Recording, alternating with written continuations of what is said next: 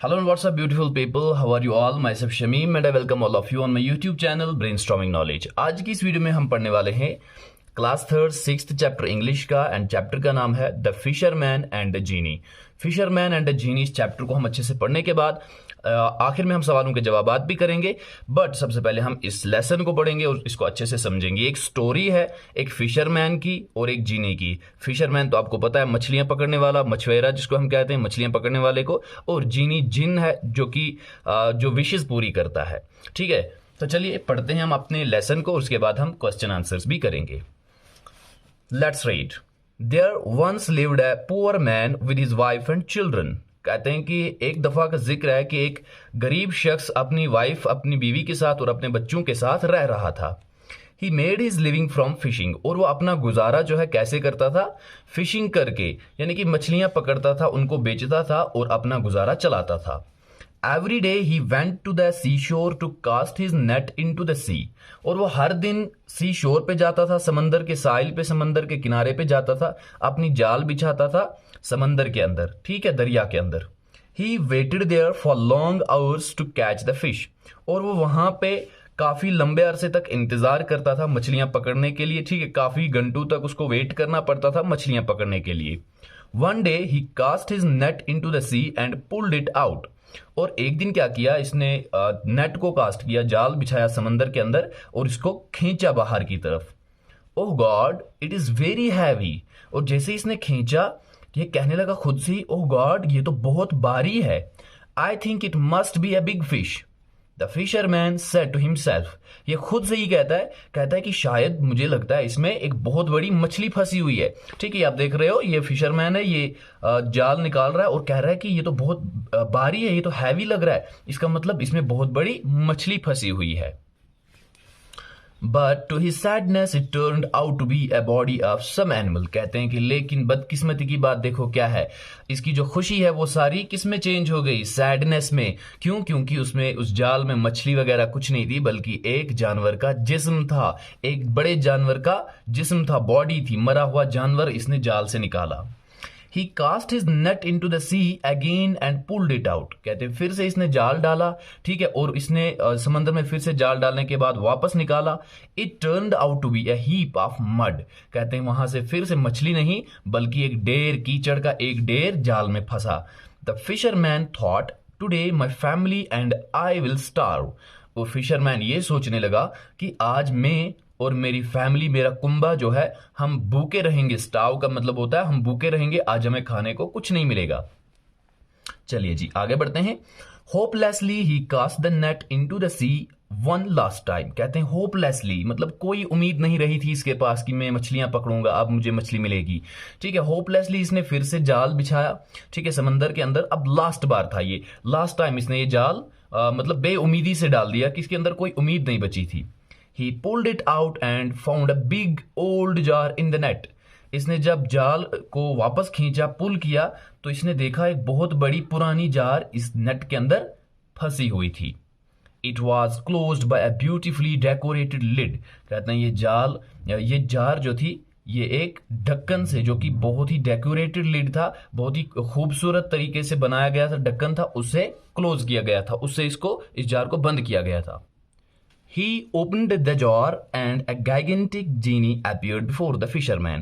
अब जैसे ही इसने जार को खोला, जैसे ही इसने इस ढक्कन को हटाया, तो एक बहुत ही बड़ा, gigantic genie का मतलब तो बहुत ही बड़ा एक जिन इसके सामने खड़ा हो जाता है। ठीक है, इसके सामने अपीयर हो जाता है। किसके सामने? इस फिशरमैन के सामने। ओके, सो गाइस ये आप देख सकते हैं, ये जीनी जो है इसके सामने अपीयर हो जाता है इस जार का, जब ये ढक्कन हटाता है तो। He loudly said, I have been hungry inside the jar. अब ये loudly, अब ये जोर जोर से कहता है कि मैं इस जार के अंदर भूखा था। I want food immediately, I shall eat you up. ये जिन इसे कहने लगा कि मुझे खाना चाहिए जल्दी जल्दी, मुझे जल्दी से खाना ला के दो वरना मैं तुझे खा जाऊंगा। On hearing this, the fisherman was terribly afraid. He said to the genie, I didn't do any harm to you. तो ये सुनने के बाद जब इस जिन ने इसे कहा कि मुझे खाना दो जल्दी वरना मैं खा जाऊंगा, ठीक है, तो फिशरमैन ने इसे डरते हुए कहा, ये बहुत ही डरा हुआ था, और इसने इसे कहा जिन से I did not do any harm to you, मैंने तो तुझे कोई नुकसान नहीं पहुंचाया, मैंने तो तुझे किसी तरह का हार्म नहीं किया।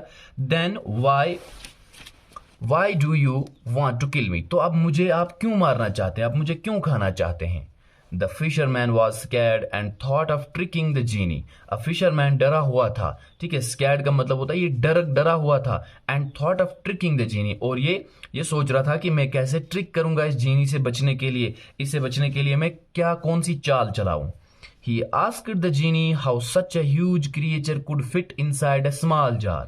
अब देखो ये इस ट्रिक खेलने लगा इस जीनी के साथ, ये कहने लगा जीनी से कि इतना बड़ा क्रिएचर, इतना बड़ा जिन है तू कैसे एक छोटे से जार के अंदर फिट हो सकता है, तू कैसे एक छोटे से जार के अंदर बंद रह सकता है। Are you challenging my powers? The genie said angrily. Look, the genie shouted. तो ये सुनने के बाद जीनी जो है गुस्से में आ जाता है, ये कहता है फिशरमैन से, क्या आप मेरे पावर्स को चैलेंज कर रहे हो, क्या आप मेरे पावर्स को ठुकरा रहे हो। जीनी सैड एंग्रीली, ये जीनी बड़े गुस्से से कहता है, और जीनी शाउट करता है, यानी कि चिल्ला के कहता है देखो मैं आपको दिखाता हूं कि मैं इतना बड़ा क्रिएचर होने के बावजूद भी मैं इस छोटे से डिब्बे के अंदर कैसे बंद रहता हूं। लेकिन ये आपको पता है कि ये फिशरमैन चाल चल रहा है इस जीनी के साथ, इसको वापस डिब्बे में बंद करने की। Okay, The genie made itself as little as possible and jumped into the jar. कहते हैं जीनी ने क्या किया, इसने गुस्से में आके अपने आप को इतना छोटा कर लिया कि ये वापस उसी डिब्बे के अंदर चला गया, इसने जंप कर लिया वापस उसी जार के अंदर। The fisherman was quick enough to close the jar and throw it into the sea. कहते हैं कि फिशरमैन बहुत क्विक था, ये इतना क्विक था कि जैसे ही ये जिन डब्बे के अंदर गया था, इसने वापस उस डब्बे को बंद कर लिया, उसका लिड बंद कर लिया, और उस जार को वापस समंदर में फेंक दिया। He had defeated the genie with his wit and presence of mind. He was relieved. कहते हैं कि इसने इस जीनी को हरा दिया। डिफीट करने का मतलब होता है हरा देना, ठीक है, हरा दिया। कैसे हराया, अपनी विट और अपने प्रेजेंस ऑफ माइंड से। विट कहते हैं जहानत को, ठीक है, जहानत को, काबिलियत को, अपनी काबिलियत, अपनी जहानत और अपनी प्रेजेंस ऑफ माइंड से, जो इसका दिमाग, तेज दिमाग था उसकी वजह से, और ये बच गया। He again threw the net into the sea and finally caught a big fish. कहते हैं आखिर में उसने फिर से एक बार जाल बिछाया और फाइनली आखिरकार उसने एक बहुत बड़ी मछली को पकड़ लिया। He went home happily and thanked God for saving his life. और वो खुशी खुशी अपने घर वापस चला गया और उसने अल्लाह का भी शुक्र अदा किया, गॉड का भी शुक्र अदा किया उसकी जिंदगी बचाने के लिए, उसकी लाइफ बचाने के लिए। ठीक है, तो इस तरह से हमने इस चैप्टर को खत्म किया। हमने देखा कि एक जीनी और एक फिशरमैन की स्टोरी क्या रही। फिशरमैन अपनी फिशिंग से लाइवलीहुड चलाता था, लेकिन एक दिन क्या होता है, उसे फिशेस नहीं मिलती हैं। पहले तो उसे एक बॉडी मिल जाती है एनिमल की, फिर दूसरी बार फिर कीचड़ मिलती है, फिर तीसरी बार एक जिन मिल जाता है जो उसे बहुत तंग करता है, और आखिरकार फिर वो कामयाब हो ही जाता है अपने काम में, अपने मिशन में। तो बच्चों, आपको ये पढ़ के एक सबक मिला कि अपना काम जो है वो कभी छोड़ना नहीं चाहिए।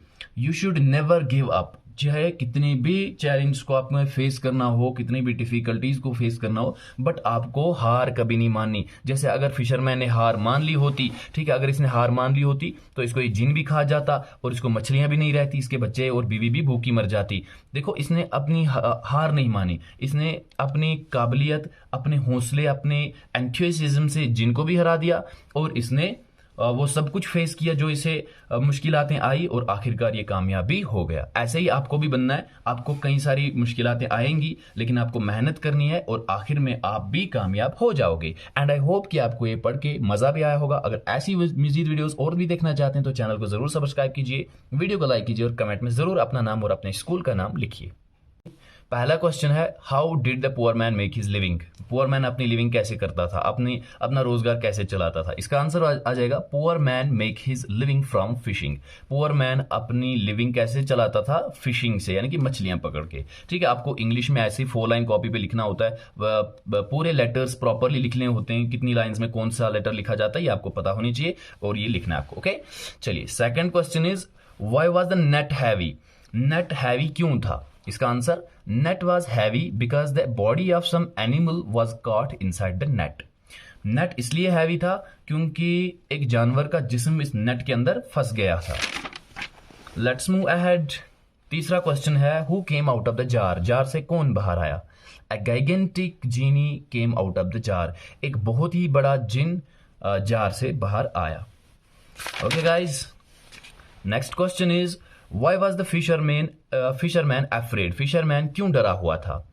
Because genie wanted to kill him and eat him up, ये इसलिए डरा हुआ था क्योंकि जीनी इसे मार डालना चाहता था और इसको खा जाना चाहता था। Next question is how did the fisherman save himself from the genie, fisherman ने खुद को कैसे बचाया जीनी से? Answer is fisherman saved himself from the genie by his wit and presence of mind, fisherman ने खुद को जीनी से बचाया अपनी जहानत और अपनी प्रेजेंस ऑफ माइंड से।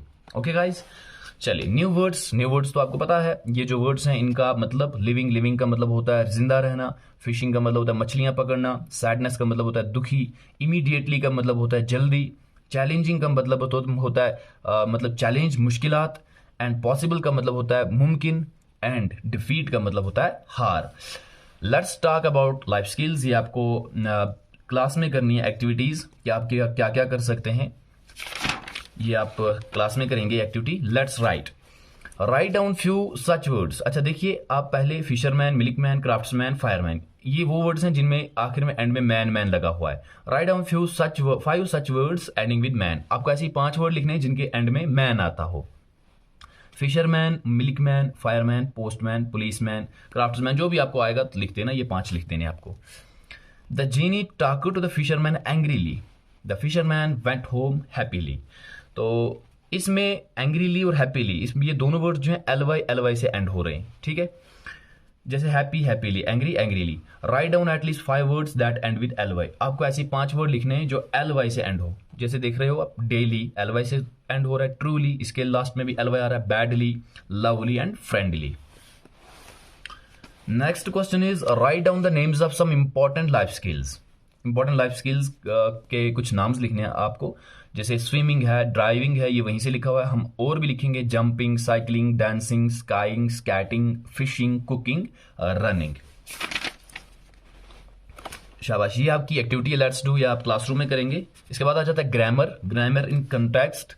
आई am Sophia, I study in class 3, कहती है कि मैं सोफिया हूँ, मैं 3री जमात में पढ़ती हूँ। I go to school every day, मैं रोज स्कूल जाती हूँ। आई लिव एट सांबा में रहती हूँ। I like to read books पढ़ना पसंद करती हूँ। आई प्ले बैडमिंटन खेलती हूँ। My brother Sameer plays cricket, मेरा भाई समीर क्रिकेट खेलता है। He also likes to read story books, वो स्टोरी बुक्स पढ़ना भी पसंद करता है। But he does not like to draw, लेकिन उसे ड्राइंग पसंद नहीं है। He does his homework every day, वो रोज अपनी होमवर्क करता है। Both of us help our mother in the kitchen, हम दोनों मिलकर अपनी माँ की हेल्प करते हैं किचन में। Sometimes grand mother tells us a story in the evening, कभी कभी हमारी ग्रैंड माँ जो है हमें वो कहानियां सुनाती है शाम को। We sleep at 9 PM and wake up at 6 AM, हम शाम को सोते हैं 9 बजे और सुबह उठ जाते हैं 6 बजे। इन द अबो पैसेज, देखो ये जो हमने ऊपर पढ़ा, इस पैसेज में the words in pink are examples of how the simple present forms can be used.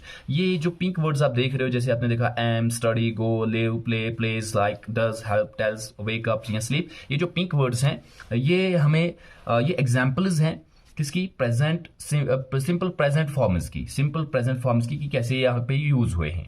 Okay, जैसे for example I go to school by bus, हम स्कूल जाते हैं गाड़ी से। You go to school by bus, आप school जाते हो गाड़ी से, तो गो आएगा। She goes to school by bus, अगर किसी दूसरे थर्ड पर्सन के बारे में हमें बात करनी हो तो हम वहां पे गोज यूज करते हैं। या ऐसे ही दे गो टू स्कूल बाय बस, अगर उनके बारे में बात करनी हो लेकिन वो ग्रुप में हो तो गो आएगा। ठीक है, ऐसे ही हमें अब ये क्वेश्चंस करने हैं।